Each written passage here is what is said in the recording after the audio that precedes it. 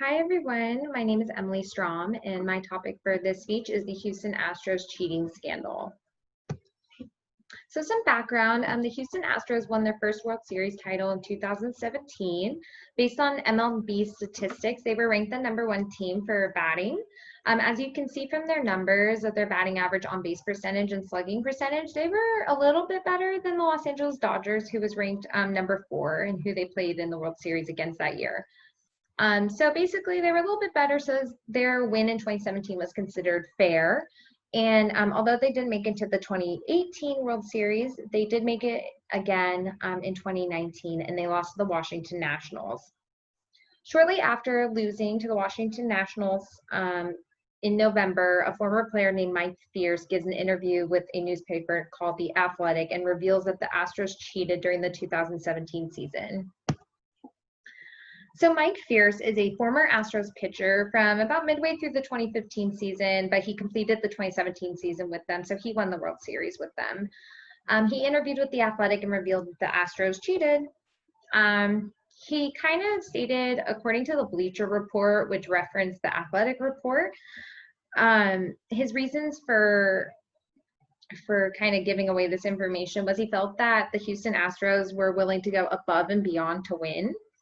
He wanted to clean up Major League Baseball kind of team tactics because he was now on a different team, and he basically kind of realized that not all of these teams were doing things like super intense sign stealing and anything like that, and he kind of wanted a more even playing field. He also wanted to protect young pitchers who were being demoted to the minor leagues after playing the Astros, and basically, you know, having the Astros just kind of really hit a lot of these pitchers really, really well. So shortly after this article comes out, Major League Baseball announces an investigation into the Astros.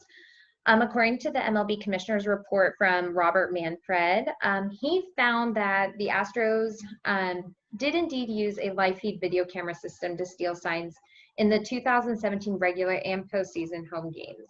However, the Astros owner, Jim Crane, and other top officials were not involved and were unaware that this was even occurring. The plan was created and executed by players and bench coach Alex Cora. So how did this kind of sign stealing occur? So live feed video cameras are typically used to do like replay, question calls, and also help players kind of learn from when they mess up. So basically what the Astros were doing was they were using a live feed video camera to decode pitching signs for batters and base runners. So the live feed video camera would be watching from the outfield. It would catch a sign from a pitcher, and the live feed would go directly into the Houston Astro dugout, where then a Houston Astro player would decode the sign and then bang a trash can to indicate to the player, the batter, that what pitch was coming. So 1 or 2 bangs would indicate a slow or breaking ball, and no banging indicated a fastball. So this is just a little video that kind of shows like how quickly a lot of the sign stealing occurred, and also kind of how like it kind of just got lost. Like people didn't recognize that this was actually happening. So this video is pretty short, and I'm just going to show you 2 examples.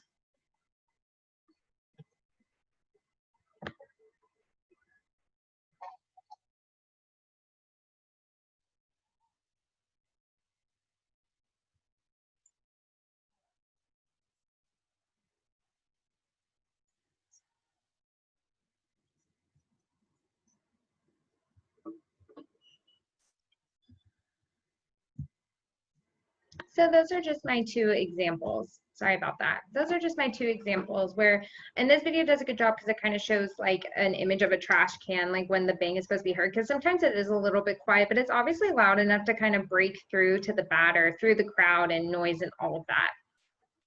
And you could tell that there was, you know, times where it was successful versus, you know, nothing really came of it.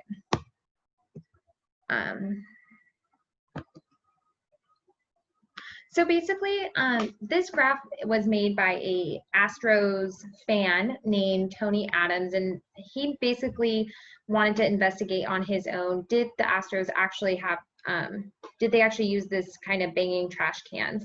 So he actually watched 8,274 pitches and he documented how often, in which game that the bangs were mostly occurring. So as you can see that in the beginning, like more towards the left-hand side where the April 3rd versus Seattle, they're kind of testing out how the banging system works. And then eventually on May 28th, it kind of skyrockets for how much usage it gets. This increase in stealing signs and banging trash cans basically continues until the September 21st Chicago White Sox game.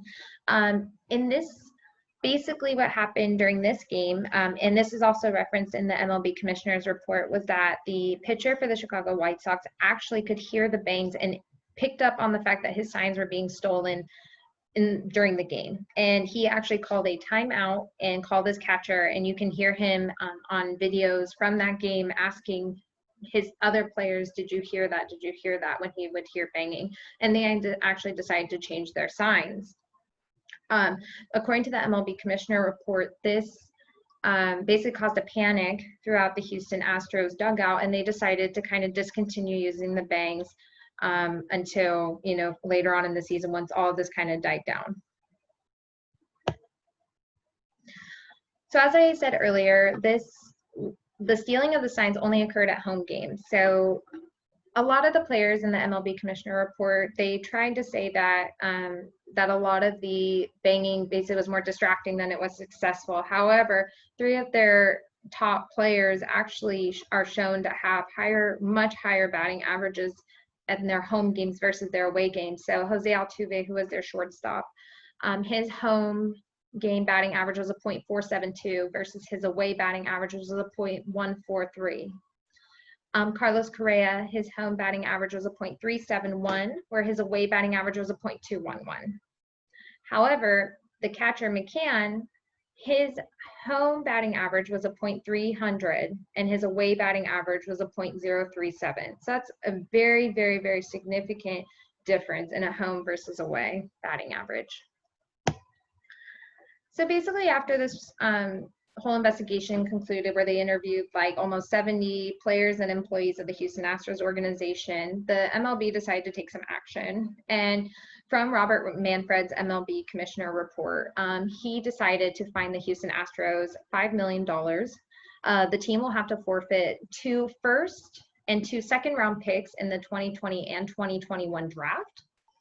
The managers, the manager AJ Hinch and general manager Jeff Lundhow are suspended without pay for the 2020 season.